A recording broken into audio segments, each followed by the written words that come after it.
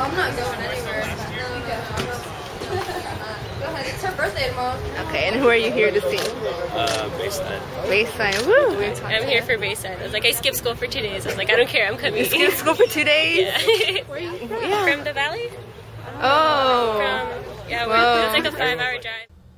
Hey, I am Anthony. And I'm Nick, and you're watching Austin Underground. This is my favorite tour we've ever done. This is the first tour we've ever done where we knew everyone going into the tour. Yeah. So there was no, like, really getting to know anyone or anything like that. It was Yeah. just really cool, kind of on the first day being like, hey, what's up? Yeah, You you're know? just hanging out with your friends at this point. Yeah. We've done, this is our second tour since the album's come out, and I think fans are really responding pretty well to it. I think that a lot of songs are already becoming like pillars in the set. Like, I think they're really strong songs in the set, and I don't know, it's cool. We needed that. We needed our new album to have a bunch of songs that we were able to play live and people liked to sing and dance to, so we're happy about it. This album is a little bit more quickly received. Yeah, like Shudder, I think our fans, the fans that have been fans for a long time, I think like Shudder. But I think Killing Time is the first record since The Walking Wounded where I'm starting to see like where I feel like we're making new fans on it. I started listening to Bayside like 3 years ago. 3 years ago? Yeah. I like their old stuff. Like, I like their new stuff too, but just like everything.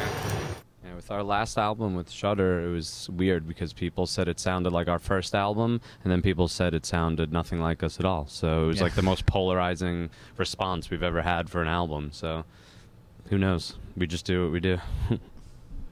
I think that all the classic Bayside records and songs always have like, it's punk, but there's all these different influences that are obvious, and it becomes like a bigger production than that. So with Killing Time, we spent like a whole year writing and recording it, and just trying to come up with as many different ideas to stuff into it as possible. We named the record Killing Time to kind of explain that time in between the great moments in your life. There's always like something that happens that changes you for a long time until the next thing happens, and then that's a very important moment in your life. And there's all that time in between where you're kind of just in purgatory and you're waiting for this next phase of your life to start. So that's kind of what that entire song is about. It kind of sums up really what we were going for on the whole record. Like when you can't talk to somebody and it's like, let's pop in a Bayside album, and it's like everything's okay. It's like they always know what to say without even knowing you.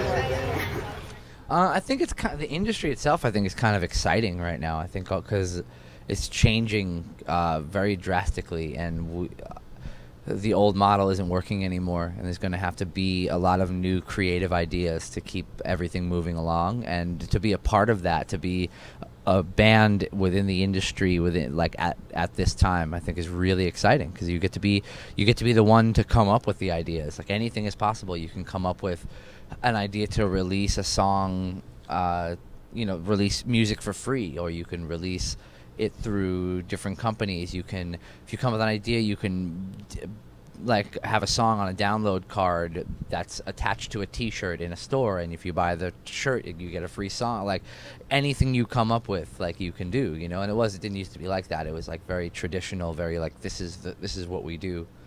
So it's really exciting to be kind of part of like what's going to be the future of the industry, I don't know, I kind of like grew up listening to them, and I feel like they've grown a lot over time, and they've just become like better musicians, both like musically and lyrically. So like, I guess I've grown along with them with their styles as well. So I think they've really gotten a lot more optimistic than they were in the beginning, and I dig it. We all dig it. A lot of what gives us our style is, I don't know what I'm doing. So it's really just coming out, like, I have like no training. I've never, like, nobody's ever taught me how to write or how to sing or how to play, how to do anything. So it really, it is totally not connected to anybody else's style, and I think that's why it's unique, because I really don't know what I'm doing. I'm just kind of making it up as I go along. Sick has become like kind of a new hit. 66 is actually our first like actual hit. Yeah. Like, that actually was on the radio and stuff. That's like our first actual hit. Blame It on Bad Luck, I think, has been a really popular one for a long time. Masterpiece. That's one of the places we were on the radio, right? Peru? Yeah, we were number Lima? one. Yeah, we had the number one song in Peru.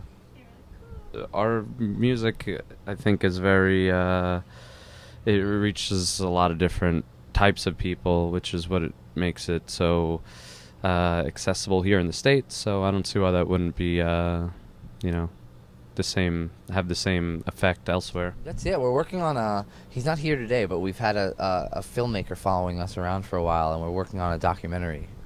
Or he's working. We're not working on it. We're just being us, and he's filming it. So, I mean, touring. Obviously, we're gonna make another record. Not probably 20. How do they say it these days? 2013. Is that what they say?